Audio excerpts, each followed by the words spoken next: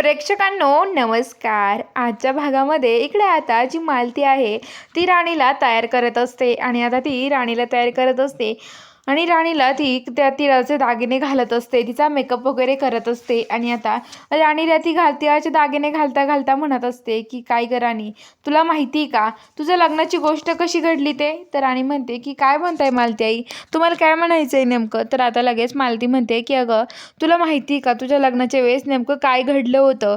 अगं तुला सांगू का मी तेव्हा काय घडलं होतं ते?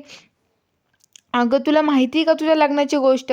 अगं तुझ्या लग्नाच्या वेळेस तुझ्या इंद्राला जे मारायला निघले होते ना बुवा, ते सगळं खोटं आहे. कारण इंद्राने तुला फसवलं आहे.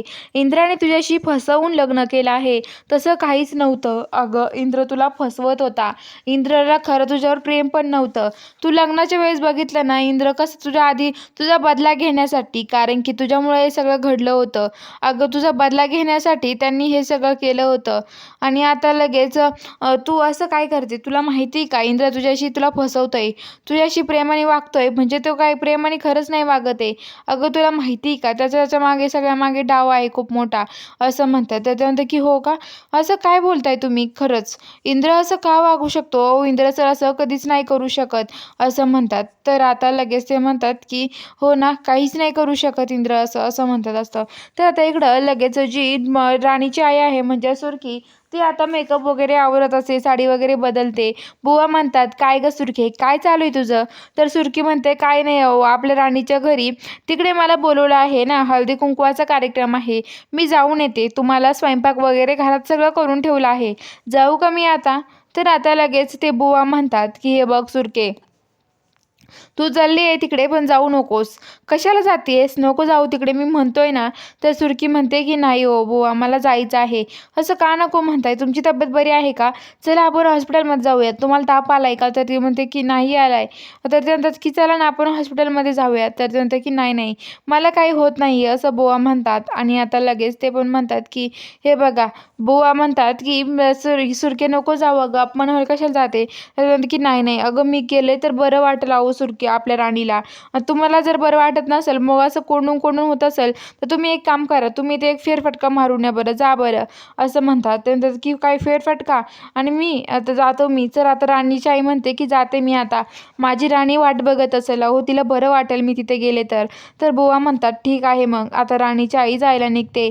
तर आता इकडं जी राणी आहे तिचे ती मालती कानच भरवत राहते, म्हणते की हे सगळं इंद्राने तुला फसवून केलं आहे, इंद्राने तुला खूप मोठ्या प्लॅनमध्ये अडकवलं आहे, असं म्हणत असते.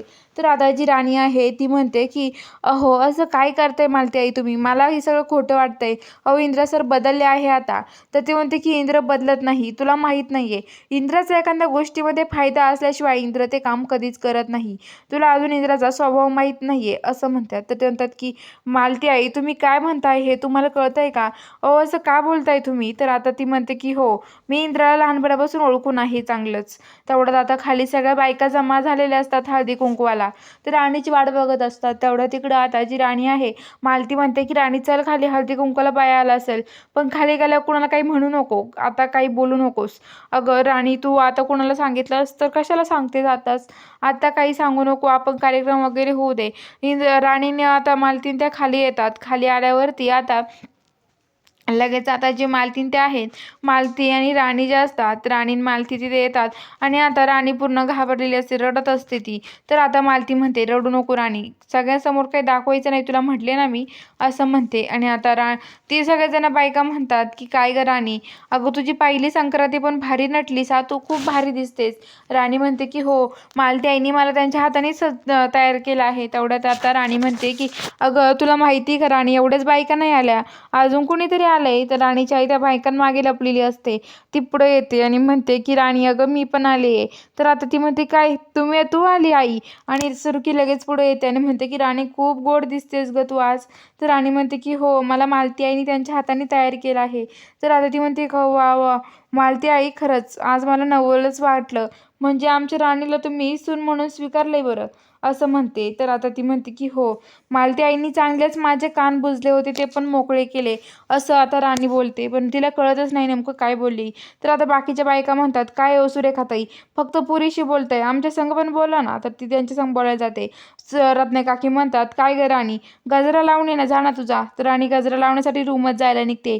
तर इकडे आता जो हे आहे विक्रांत, तो लपून राणीच्या रूममध्ये त्याला काहीतरी करायचं असतं, त्यामुळे तो लपून ते घुसलेला असतो. बघूया आता पुढील भागात काय घडणार आहे. बघायला चॅनलला सबस्क्राईब करा.